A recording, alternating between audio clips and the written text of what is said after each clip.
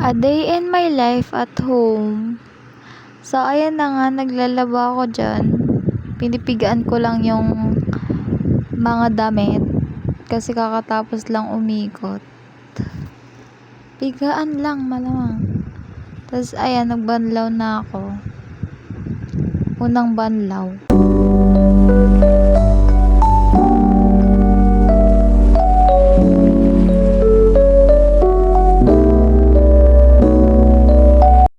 Pangalawang banlaw na pala yan. Sorry kung malilim dahil ata yan sa lightning kasi nakatalikod ako. Pangatlong banlaw.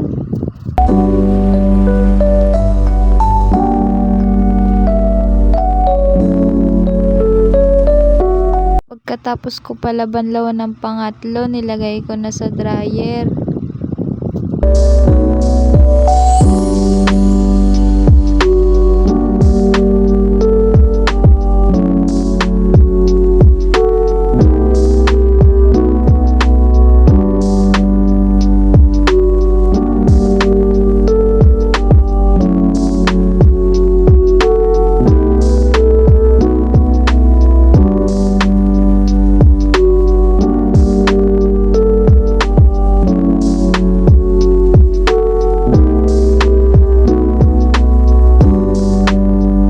Hinanger ko na rin pagkatapos ko i-dryer.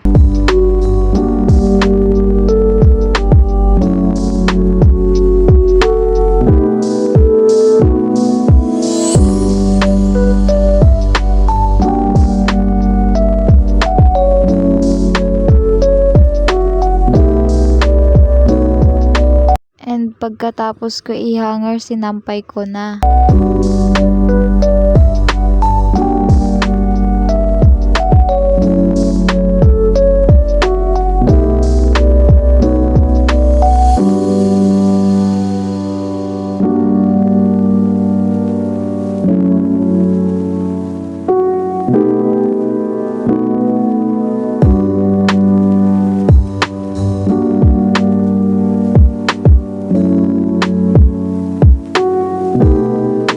Ayun lang po. Salamat sa panunood.